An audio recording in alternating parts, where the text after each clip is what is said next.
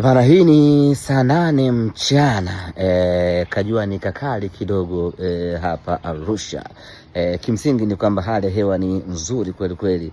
Jana mvua ilinyesha kidogo majira mchana, lakini usiku kapita mkavu, na tumeamka asubuhi ya leo hali ya hewa ni shwari kabisa na kajua kanatoka, japo watu wenyewe wa Arusha wanasema kwamba huku hali ya hewa haitabirikagi, yani unaweza ukatabiri hivi alafu ikamka namna hiyo, lakini kimsingi ni kwamba mpaka sasa hali ni gwede, na kwa hali hii maana yake ni kwamba kiporo chetu kinalika vizuri kweli kweli bana.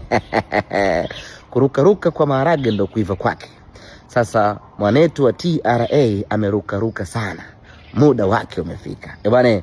Twende Sheikh Amri Abeid hapo, twende tukamshuhudie mnyama akifanya maajabu makubwa, mechi yenye mvuto, ligi kuu ya NBC. Ubaya